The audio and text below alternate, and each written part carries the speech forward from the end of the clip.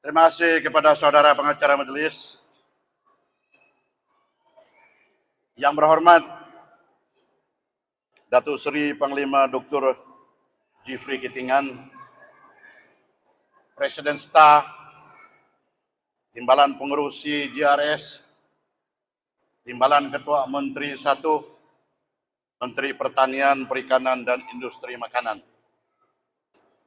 Yang berbahagia Saudara Philip Among, Penaung Majelis Jelajah Sabak Tanah Airku pada hari ini. Yang berbahagia Puan Sheila Among, Ketua Bahagian Staf bagi bahagian N23 Petagas, juga selaku pengurusi penganjur program.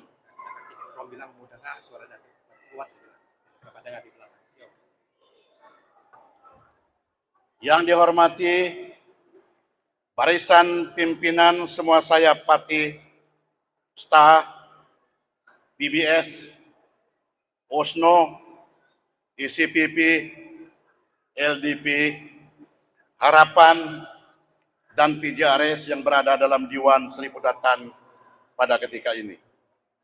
Yang dialu-alukan kehadiran barisan pimpinan wanita JRS dari staf, OSNO, ECPP, LDP, Harapan, PBS, dan PJRS yang juga berada bersama-sama di dalam Diwan pada ketika ini. Tadi bersama-sama kita buat seketika yang berhormat Wakil Rakyat N23 Petagas, yang berhormat Datuk Awang Ahmad Shah, tetapi beliau telah meninggalkan Diwan oleh karena atas urusan lain.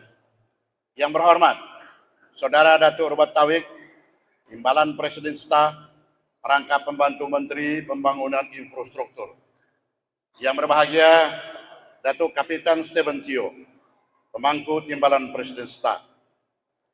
Yang berbahagia Saudara Datuk Edward Linggu, Setiausaha Agung Staf yang baru sampai sekejap tadi. Yang berbahagia Datuk Ibrahim Linggam, Timbalan Presiden OSNO. Yang berbahagia Saudara Datuk Chong, Naib Presiden ECPP. Yang dihormati Datuk-Datuk, Datin-Datin, dan semua dev-dev jemputan yang duduk di depan di barisan 1, barisan 2 yang tidak sempat saya sebut nama masing-masing. Yang disanjung tinggi tuan-tuan dan puan-puan penyokong dan pendukung parti-parti komponen JRS. Assalamualaikum, salam sejahtera, salam Sabak Maju Jaya. Pada para hadirin sekalian, keberadaan kita dalam majelis ini di dalam keadaan sehat, ceria dan bersemangat, tentunya atas rahmat Allah Subhanahu wa taala juga.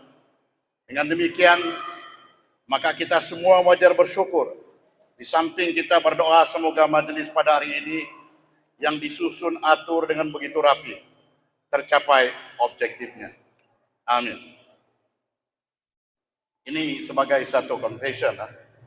Belum pernah saya berada dalam majelis seperti ini yang seolah-olah macam lari sukan di mana ada pacemaker. Jadi pacemaker itu tujuan dia supaya dia lari, supaya peserta-peserta yang mau ambil pingat dapat juga itu pace. Jadi ada pemidatu sebelum saya dan Dr. Jifri berucap.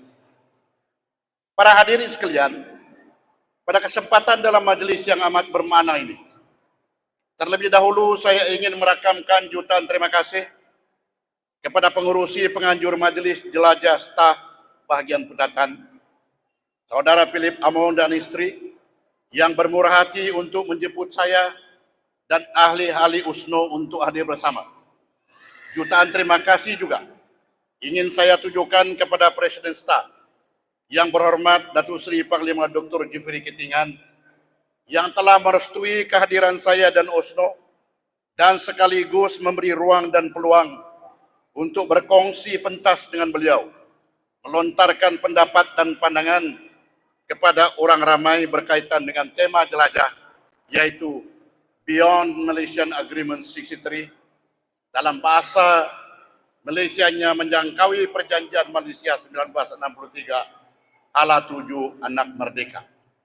Sejujurnya saya tidak ada bertanya kepada Dr. Jeffrey atau Saudara Philip Among, apa sebenarnya tujuan timah ini dipilih? Makna kata, dengan sedemikian itu, maka pendapat yang saya kongsikan dalam majelis ini adalah kefahaman atau pengertian saya kepada tema ini. Kalau saya tersilap pengertian, maka saya bersedia untuk diperbetulkan oleh Yang Berhormat Datuk Seri Panglima Dr. Jeffrey sewaktu beliau berucap sebentar lagi. Para hadirin sekalian, saya kena hati-hati untuk melontar pandangan berhubung dengan Malaysian Agreement 63 karena dalam diwan ini terdapat ramai pemimpin-pemimpin yang arif dengan perkara ini. Saya pernah menulis sebuah buku berhubung dengan kemerdekaan Sabah menerusi Malaysia, berjudul Berpisah Tiada. Reaksi rakyat negeri Sabah kepada buku tersebut amat memeranjatkan saya. Ada yang menuduh saya dalam media sosial sebagai pengkhianat dan barwa Kuala Lumpur, walaupun ramai yang tiada membaca buku tersebut. Untuk makluman, saya masih pertahankan isi kandungan buku tersebut. Ini adalah karena sebelum menulis buku tersebut, saya telah membuat penyelidikan secara mendalam berkaitan dengan sejarah kemerdekaan Sabah dari aspek politik serantau dan perundangan antara bangsa dalam konteks perundangan bangsa-bangsa bersatu. Sebagai peguam, tentunya saya tidak berani menzahirkan pandangan yang di belakang hari kelak akan menghantui saya atas sebab tersalah beri pendapat atau pandangan secara hitam putih. Para hadirin sekalian, pada saya maksud tema menjangkau perjanjian Malaysia 1963 ala 7 Anak Merdeka adalah merupakan landasan penerus perjuangan Yang Berhormat Datuk Seri Panglima Dr. Jeffrey Kitingan. Minggu lalu, seorang pemimpin atasan pembangkang di Sabah ada menelpon saya dan bertanya berita. Saya jawab, Alhamdulillah, sihat-sihat saja. Lalu saya bertanya pula pada beliau, "Berada, macam mana politik? Okey jugakah?" Dia menjawab, "Kemarin saya berada di Kudat." Ini jawaban dia, "Kemarin saya berada di Kudat. Jelajah menemui penyokong parti yang terdiri dari lebih kurang 200 orang belia-belia wanis. Dalam pertemuan tersebut, mereka menimbulkan beberapa soalan berhubung dengan keadaan politik semasa, khususnya politik negeri Sabah. Mereka bertanya kepada saya, apa sebenarnya yang dimaksudkan oleh Dr. Jeffrey beyond Malaysian Agreement 63? Berada Dr. Jeffrey, what will you do? Orang-orang Sabah akan memberi perhatian." Pemimpin tersebut telah menguraikan jawapannya seperti berikut. Beliau kena tanya ini dalam satu dialog. Pemimpin tersebut telah menguraikan jawapannya seperti berikut. Dr. Jeffrey telah gagal dalam perjuangannya untuk merealisasikan pelaksanaan dengan sepenuhnya objektif Malaysian Agreement 63. Maka itu, untuk kesinambungan politiknya supaya dianggap masih relevan, Dr. Jeffrey telah melontarkan satu lagi idea, yaitu beyond Malaysian Agreement 63. Jadi jangan terpengaruh dengan itu. This is the dakwaan now. Your job now, Malaysian Agreement beyond Malaysian Agreement 63. Dia sambung hujannya. Perjuangan pemimpin-pemimpin parti lokal tidak akan berjaya tanpa hubungan dengan parti-parti besar. Tidak boleh samakan politik Sarawak dan politik Sabah. Di Sarawak, parti-parti besar dan berkuasa di Malaya tidak ketara kehadirannya. Tetapi sebaliknya, di Sabah, parti-parti besar dari Malaya telah berkuasa di Sabah berpuluh tahun. Tidak mungkin rakyat negeri Sabah yang telah banyak menikmati kemajuan yang dibawa oleh parti-parti tersebut akan lupa begitu saja. Para hadirin sekalian, saya tidak jawab beliau pada ketika itu. Saya cuma kata betul juga apa yang Datuk cakap itu. Saya sengaja tidak bertegang leher dengan beliau sebab dalam soal politik Sabah yang dia timbulkan itu Penilai adalah rakyat, bukan dia dan bukan saya sebagai penilai. Dalam majelis ini, persoalan yang beliau timbulkan itu saya akan jawab.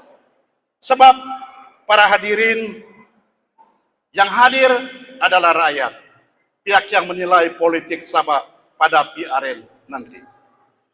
Para hadirin sekalian, lebih kurang 33 tahun yang lalu, Yang Berhormat Datuk Seri Panglima Dr. Jeffrey Kitingan telah merintis sebatang jalan perjuangan.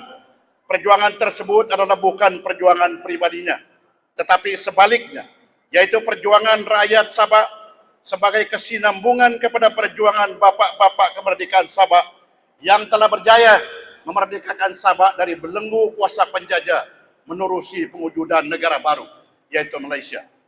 Apakah perjuangan yang dirintis oleh Dr. Jeffrey itu? Pada pengertian dan pemahaman saya, perjuangan itu adalah pengisian kemerdekaan. Setelah merdeka, Dr. Jeffrey bertanya, sejak merdeka menerusi Malaysia, adakah prasyarat-prasyarat yang dikenakan oleh bapak-bapak kemerdekaan Bumi Utara telah dilaksana atau ditunai? Kemerdekaan Bumi Utara melalui Malaysia telah melalui proses yang amat mencabar kepada bapak-bapak kemerdekaan seperti Datuk Mustafa dan Donald Stewart. Proses kemerdekaan melalui pertikaman lidah dan percambahan minda di dalam persidangan CPA ataupun Commonwealth Parliamentary Association di Singapura. Persidangan MSCC, Malaysian Solidarity Consultative Council atau Majlis Perundingan Solidariti Malaysia. Persidangan parti-parti politik negeri Sabah seperti USNO dan APCO yang telah menghilangkan perkara 20. Masyuarat Kobol Commission atau Suruhanjaya Kobol, masyuarat IGC atau Inter-Government Committee Jawatan Kuasa Antara Kerajaan dan Perjanjian Malaysia 1963 telah dihadiri oleh bapak-bapak kemerdekaan, menghayati segala isu yang timbul dengan tekun, penuh kesabaran dan kebijaksanaan. Walaupun wajar kita ambil maklum bahwa rata-rata mereka yang berkenaan hanya berkelulusan sekolah atap. Para hadirin sekalian, puja bapak-bapak kemerdekaan di setiap masyuarat atau persidangan berkisar kepada menjaga kepentingan rakyat Bumi Utara supaya Kerajaan Persekutuan Malaya tidak bersikap sebagai pengganti penjajah British apabila Malaysia terbentuk. Untuk menjaga kepentingan rakyat Bumi Utara, bapak-bapak kemerdekaan telah membuat suatu rumusan 20 prasyarat untuk bersetuju merdeka menerusi Malaysia. Prasyarat ini dikenali sebagai perkara 20 ataupun 20 points. Para hadirin sekalian, atas kekangan masa, maka dalam majelis ini saya cuma sentuh satu perkara saja di antara 20 perkara itu, yaitu perkara 11. Perkara 11, cukai dan kewangan. Bumi Utara seharusnya mempunyai kuasa ke atas kawangan, tabung pembangunan dan cukai sendiri. Dalam soal cukai, kewangan dan peruntukan pembangunan pendirian Sabah dan Sarawak berbeza. Dalam perkara 20, Bumi Utara mencadangkan, ini cadangan bapak-bapak kemerdekaan kita dahulu. Harus diingat mereka ini bukan berkelulusan tinggi daripada Menara Gading. Rata-rata mereka adalah berkelulusan sekolah atap. Pertama, mereka mencadangkan supaya ianya berkuasa penuh terhadap pengurusan kawangan, pengurusan pembangunan dan cukai. Kedua, mereka mencadangkan berkuasa untuk mengurus sistem percukaiannya sendiri. Ketiga, mereka berhak untuk mengatur pinjaman, yaitu pinjaman dalam negeri dan luar negara. Cadangan ini pada pendapat pemimpin-pemimpin kita dahulu adalah amat munasabah. Sebab Singapura dan Kerajaan Malaya mempunyai persetujuan yang sama. Keempat, di samping cadangan 3 tadi itu, Bumi Utara juga meminta pampasan dari Kerajaan Persekutuan mengganti sumber kawangan dari kerajaan penjajah, yaitu Colonial and Welfare Grant yang akan hilang apabila Bumi Utara merdeka melalui Malaysia. Kelima, belum cukup lagi 4 permohonan tadi. Bumi Utara juga minta bahagian yang penuh dari sumber kawangan yang merupakan grant atau bantuan aid dari Britain kepada kerajaan persekutuan. Sarawak tidak menuntut seperti yang Bumi Utara buat. Mereka bersetuju sahaja bahawa perkara kawangan, cukai dan sistem percukaian biarlah dipertanggungjawabkan kepada kerajaan persekutuan. Di sebaliknya, Sarawak cuma minta supaya ada jaminan dari kerajaan persekutuan kedudukan bajet kerajaan negeri yang memuaskan dan pembangunan yang berterusan seperti yang dijanjikan. Adapun perbezaan pendirian ini adalah atas sebab perbezaan kedudukan ekonomi di antara dua wilayah ini pada ketika itu. Pada era tahun 60-an, ekonomi Sarawak adalah stagnan atau lesu. Ianya tidak mempunyai sumber hasil negeri yang jelas. Atas sebab itu, Sarawak memikirkan bahawa adalah lebih baik bagi mereka untuk mendapatkan bantuan kawangan dari kerajaan persekutuan daripada mereka sendiri yang bertanggung jawab mengurus dan menyediakannya. Di sebaliknya, pada masa itu, ekonomi Bumi Utara adalah baik yang disandarkan kepada industri balak yang berkembang dan menguntungkan dan dasar pengurusan kawangan yang baik. Akan tetapi, seandainya pada ketika itu 10 tahun sebelum tahun 60-an, minyak ditemui di Bumi Utara dan Sarawak seperti keadaannya di Brunei pada ketika itu, sudah tentu nada perundingan pastinya bersuasana getir. Ikuran dari pendirian Bumi Utara dan Sarawak itu, maka kerajaan terpaksa mencari formula yang boleh diterima dan selesa kepada semua pihak. Harus diingat pada ketika itu, pada waktu perundingan dalam mesyuarat IGC, Sabah tidak berganjak dengan permohonan di bawah perkara 11. Sabah mau mengurus cukai dan kawangan sendiri. Atas sebab itu, wakil daripada kerajaan persekutuan Tanah Melayu Malaya pada ketika itu amat tertekan. Begitu juga penjajah British, wakil daripada penjajah British, mereka tertekan dan tidak boleh meneruskan mesyuarat karena mereka telah dijadwalkan untuk mesyuarat pada bulan Desember 1962, tetapi tidak boleh bermesyuarat kalau permohonan Sabah pada ketika itu tidak dapat ditunaikan. Jadi atas sebab itu, kerajaan Malaya terpaksa mencari formula yang boleh diterima dan selesa kepada semua pihak. Formula tersebut adalah seperti berikut. Pertama, setuju untuk peruntukan kepada Sarawak sejumlah 300 juta untuk tahun 1964 sehingga 1968. Kita harus ingat kita merdeka pada tahun 1963 September. Tetapi ada yang mengatakan bahwa kita merdeka pada 31 bulan Agustus 1963. Itu dua fakta yang kadang-kadang bercanggah. Kalau kita tengok daripada sudut perundangan antara bangsa, kita merdeka pada 16 hari bulan September 1963. Tetapi kalau kita tengok daripada sudut politik dan kehendak aspirasi politik pada ketika itu, kita merdeka pada 31 bulan Agustus 1963.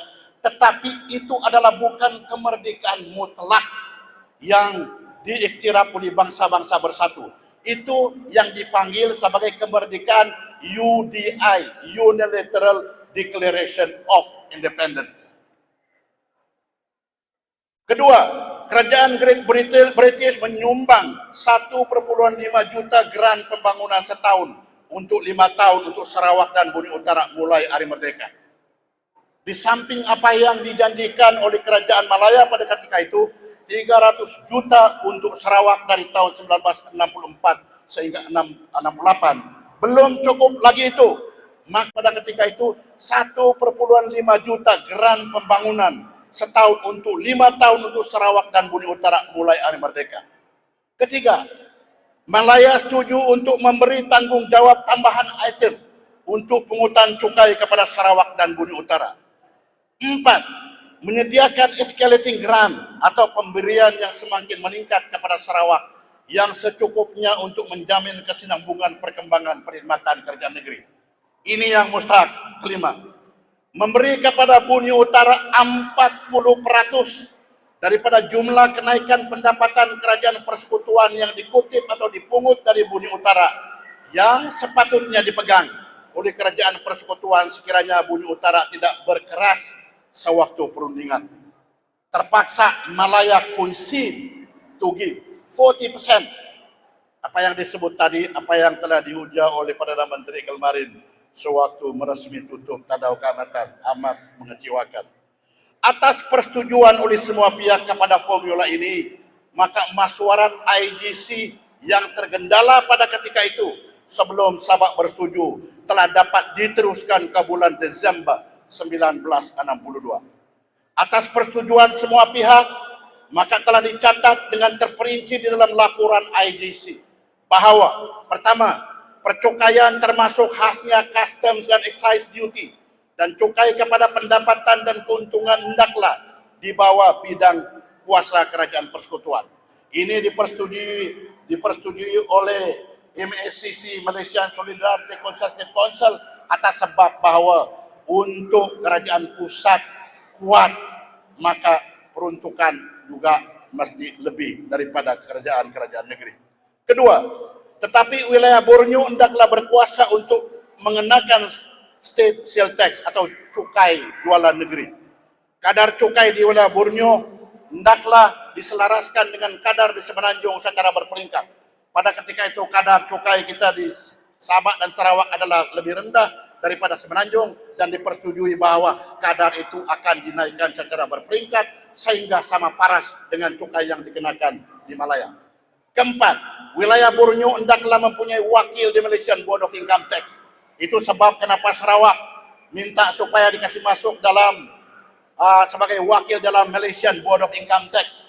Mungkin sekarang ini Sabah juga mempunyai wakil setelah Kuala Lumpur bersetuju bahawa dari Sarawak mempunyai wakil. Kelima, mesti ada ad hoc consultation atau perundingan ad hoc daripada masa ke semasa berhubung dengan kadar cukai yang dikenakan.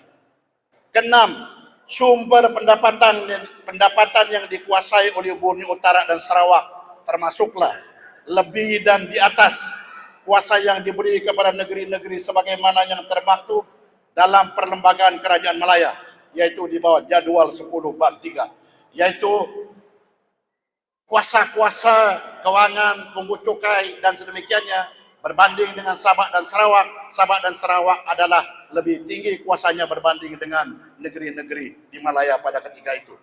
7. Wilayah Sarawak dan Sabah, Borneo Utara diberi compensation grant seperti mana yang dimaktubkan dalam Perlembagaan Kerajaan Malaya. 8. Khas untuk Borneo Utara diberi grant berjumlah 40% daripada paras cukai yang dijangka pada tahun 1963 yang dikenakan atau dikutip oleh kerajaan persekutuan di Borneo Utara.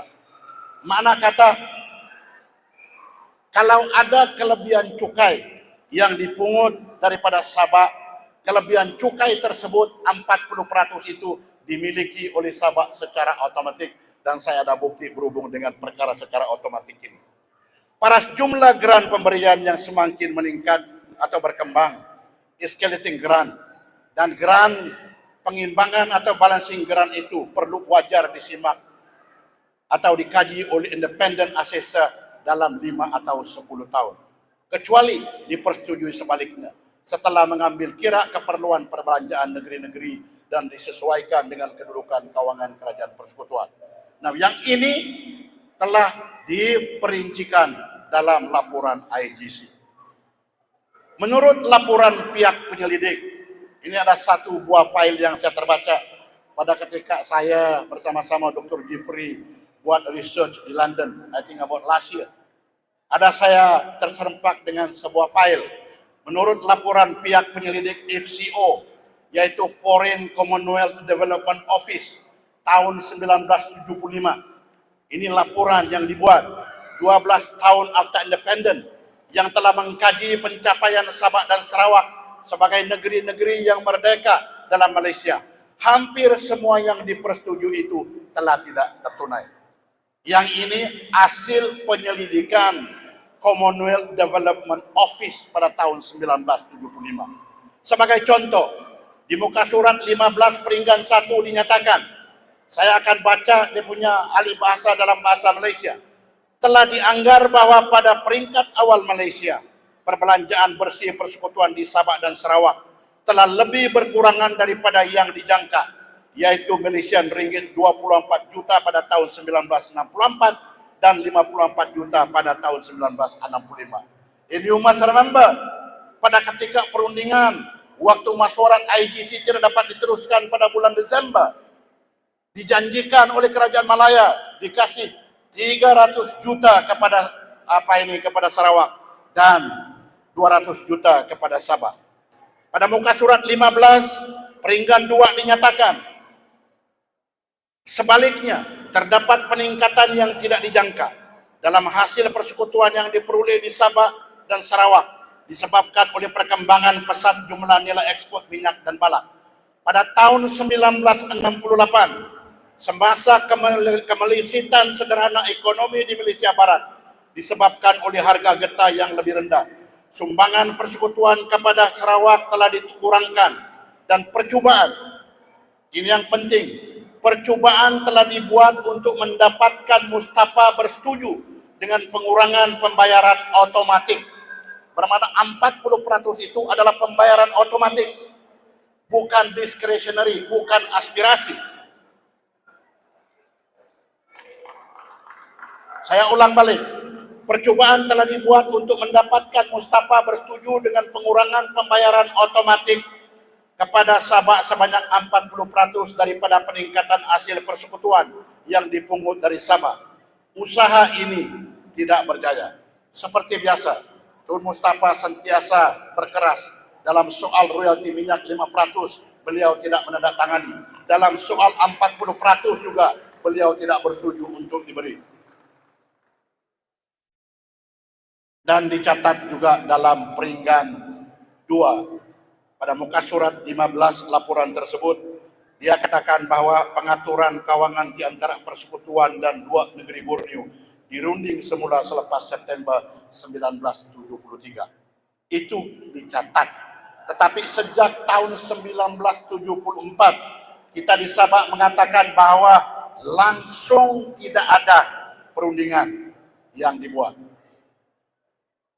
Para hadirin sekalian, kejadian di Mahkamah Kota Kinabalu pada 16 hari bulan Mei 2024, di mana Mahkamah Rayuan mengadili rayuan peguam negara dalam kes Sabah Law Society lawan Kerajaan Persekutuan adalah merupakan tindakan daripada pihak Kerajaan Persekutuan yang tidak mengiktiraf hak-hak rakyat Sabah yang telah dipersetujui di dalam Perjanjian Malaysia 1963 dan yang telah dimaktubkan di dalam Perlembagaan Persekutuan Malaysia, yaitu di bawah artikel 112C dan 112D.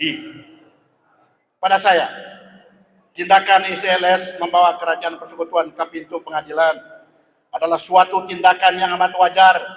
Ini adalah karena seperti yang dinyatakan oleh dokumen dari pihak mantan penjajah Bumi Utara yang saya hurai sebentar tadi, bahwa 40% di bawah artikel 112C dan artikel 112D adalah bayaran otomatis. Para hadirin sekalian, berbalik kepada persoalan sama ada Dr. Jeffrey telah berjaya memperjuangkan Malaysian Agreement 63. Pada saya, Dr. Jeffrey telah berjaya dengan sepenuhnya atas sebab-sebab berikut. Pertama, pada mulanya beliau membangkitkan perkara 20 dalam New Year Message-nya sebagai pengarah Yayasan Sabah pada tahun 1987 pada bulan Januari. Semua pemimpin negeri Sabah di luar kerajaan PBS pada ketika itu mengutuk beliau dengan sekeras-kerasnya. Kononnya beliau adalah ekstremis dan penghancur perpaduan pelbagai kaum dan negeri. Dua, kononnya juga sikap dan cara tindakan beliau mendedahkan perkara 20 itu adalah sikap yang mengundang konfrontasi dengan Kerajaan Persekutuan. Berkonfrontasi dengan Kerajaan Persekutuan tidak akan membuahkan hasil seperti yang diharapkan oleh Dr. Jeffrey. Tetapi sebaliknya, ianya akan memudaratkan kepentingan rakyat Sabah dari aspek pembangunan yang akan terancam ikuran dari tindak balas pemimpin-pemimpin atasan Kerajaan Persekutuan. Para hadirin sekalian, ikuran dari keberanian Dr. Jeffrey itu Kerajaan PBS, pimpinan Datuk Joseph Pairen Kitingan, abang kepada Dr. Jeffrey telah ditekan oleh Kuala Lumpur dan selama hampir 10 tahun kerajaan PBS memerintah negeri Sabah, pembangunan negeri yang seharusnya dibiayai dikendalikan oleh kerajaan persekutuan telah dikurangkan. Yang lebih teruk lagi ialah tindakan kejam yang telah dikenakan kepada Dr. Jeffrey. Beliau telah ditangkap dan ditahan di bawah Akta ISA, Internal Security Act, selama hampir 3 tahun. Para hadirin sekalian, dengan gambaran kesan negatif kepada perjuangan Dr. Jeffrey yang telah menyambung perjuangan bapak-bapak kemerdekaan dengan membangkitkan isu-isu yang sepatutnya mengisi kemerdekaan yang diharapkan, selari dengan perkara-perkara berkait dengan kepentingan rakyat negeri Sabah yang telah pun dipersetujui dalam Malaysian Agreement 63 seperti yang dinyatakan sebentar tadi, maka satu persoalan yang timbul dan perlu dijawab, yaitu adakah ini kejayaan bagi Dr. Jeffrey? Para hadirin sekalian, sejujur dan seikhlasnya, pada saya Dr. Jeffrey telah sepenuhnya berjaya memperjuangkan Malaysian Agreement 63. Sebab-sebabnya adalah, pertama, keberanian beliau itu telah menyedarkan semua rakyat negeri Sabah terhadap hak-hak mereka sebagai anak-anak merdeka yang sebelum ini mereka tidak sadari. Kedua, walaupun hak-hak rakyat negeri Sabah yang dituntut oleh Dr. Jeffrey itu belum terlaksana semuanya, namun perkara yang dituntut itu telah menjadi perjuangan semua rakyat negeri Sabah, tidak kira apa parti politik yang mereka sokong dan dukung. Ini merupakan kejayaan tuntas bagi Dr. Jeffrey.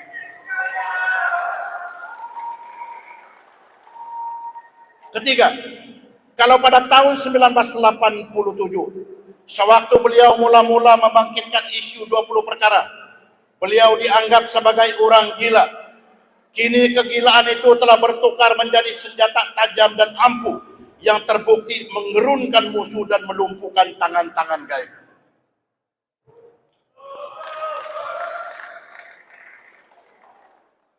Keempat, yang amat menggembirakan sekali, sehingga kesengsaraan selama hampir 3 tahun itu menjadi seolah-olah ianya pertapahan yang disengajakan oleh Dr. Jeffrey, ialah kejayaan Dr. Jeffrey yang saya sebut tadi itu dapat beliau nampak dan rasai sewaktu beliau masih hidup dan dalam keadaan sihat walafiat.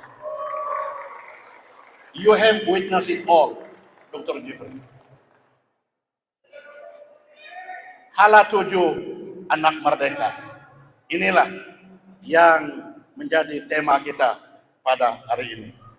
Para hadirin sekalian, sebagai mengakhiri perkongsian pandangan dalam majlis jelajah STAR yang bertemakan Beyond Malaysian Agreement 63, Hala 7, anak merdeka, saya memberanikan diri untuk menyatakan bahawa, pertama, perjuangan Malaysian Agreement 63 sebagai pengisian kepada kemerdekaan negeri Sabah yang telah dirintis oleh Dr. Jeffrey akan menjadi pemangkin ataupun katalis kepada suatu lagi perjuangan yang lebih hebat dan mencabar,